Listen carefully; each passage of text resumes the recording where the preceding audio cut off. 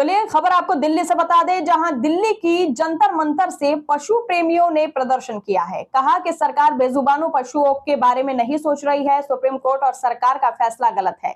सरकार को इन बेजुबानों के बारे में ऐसा कोई कदम उठाना चाहिए जिससे इन बेजुबानों पर होने वाला अत्याचार रोका जा सके।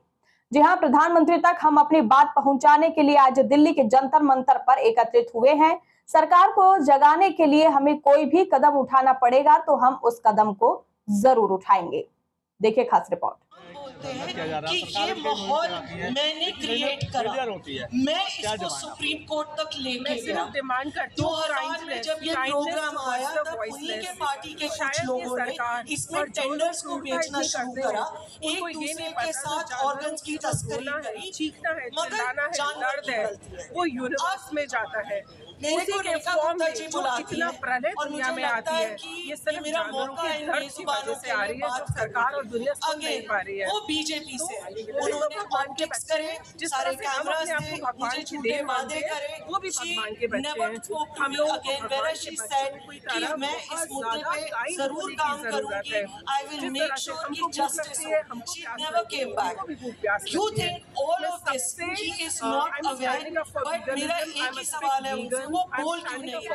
2022 से इस प्रोपेगेंडा को चलाया जा रहा है कि कुत्ते आतंक है। इतने साल हो गए मगर 4 साल से ही बोला जा रहा है कि ये आतंक है, रॉन्ग इमेजेस दिखाई जा रही है, झूठे आंकड़े बताए जा रहे हैं। इसका मतलब मीडिया बिक चुकी है। ये पूरा एक प्रोपेगेंडा है। 2022 में ही एक एसओपी डाला गया था जो animal welfare board of India ने डाला।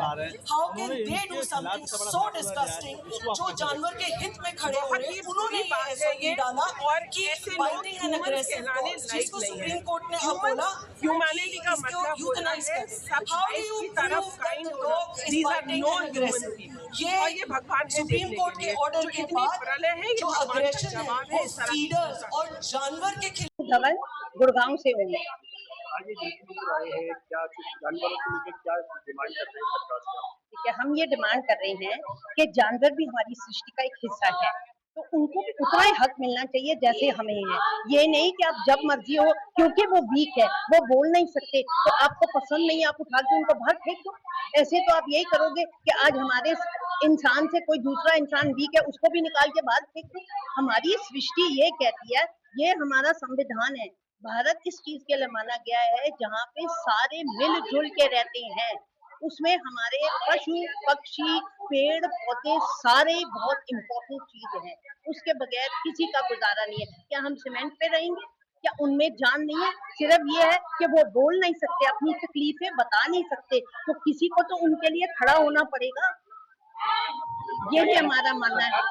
हम ये कहना चाहते हैं कि जो भी आपने ये फैसला दिया है ये करेक्ट नहीं है।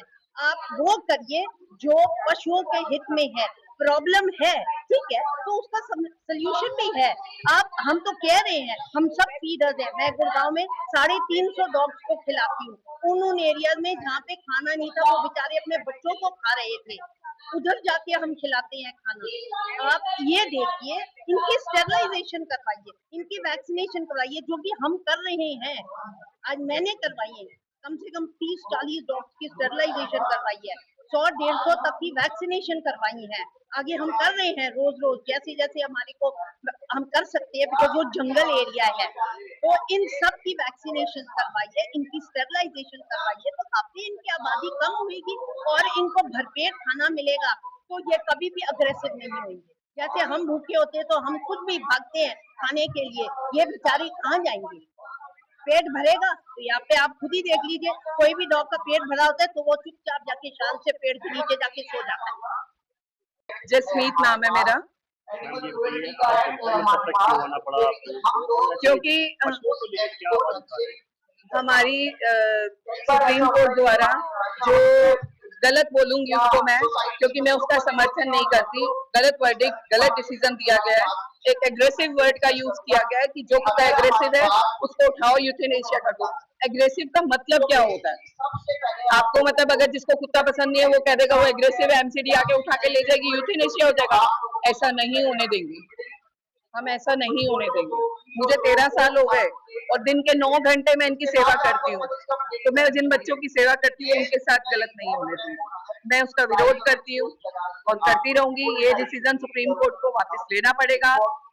और बहुत मुद्दे हैं। माननीय सुप्रीम कोर्ट हमारे देश में 3 साल की बच्ची का वेस्ट दिल्ली में 57 ईयर ओल्ड के आदमी ने रेप कर दिया और उसको जमानत दे दी। 3-3 साल 2-2 साल की बच्चियों के रेप हो रहे हैं। माननीय सुप्रीम कोर्ट, आपको वो नहीं दिख रहा? उनके लिए फांसी मुकर्रर करो ना। इनके लिए तो आपने यूथेनेशिया बड़ी जल्दी कर दिया। यूथेनेशिया रेपिस्ट का करो, आधा क्राइम खत्म हो जाएगा देश में से। हमारे देश में बहुत सारे मुद्दे हैं, उन मुद्दों से भटकाने के लिए इन बेचारों के ऊपर फोकस किया जा रहा है, ताकि जो आम पब्लिक का ध्यान ना इन पर चला जाए। ये सबसे कमजोर मुद्दा है, आपको मालूम है? ये एक बिस्किट पर ट्रस्ट करते हैं। एक बिस्किट दिखाओ, इनको जहां मर्जी ले जाओ, इतने प्यारे होते हैं। अच्छा, कहाँ जाता है जी, काटते हैं या कुछ है। इंसान भी तो गलत होता है ना। क्या हर आदमी को हम उठा के जेल में भेज देंगे? नहीं ना, सिर्फ मुजरिम ही जाता है ना। जो अगर आपको लगता है एग्रेसिव लग रहा है या काट रहा है, एनिमल एक्टिविस्ट से डिस्कस करो, वो हम डॉग ले जाएंगे शेल्टर में। पर ये थोड़ी ना कि आप लाखों हजारों कुत्ते यूथेनेशिया कराओगे। ऐसा नहीं होगा, सॉरी, हम नहीं होगा। क्या चाहते हैं आप सरकार से? हम सरकार से चाहते हैं वैक्सीनेशन और स्टेरिलाइजेशन, जो अभी तक ढंग से हुआ नहीं। अगर वो होता तो ये नौबत ही नहीं आती। अगर नहीं हुआ तो फिर नहीं हुआ तो फिर हम खुद करवा रहे हैं। मैं तो खुद इसी मंथ में 43 डॉग्स का स्टेरिलाइजेशन करवाया है। 300 से ऊपर वैक्सीनेटेड करवा चुकी हूँ। नहीं करवाना सरकार ने तो मत करवाओ, हम करवाएंगे, बट इनकी जान बख्शो।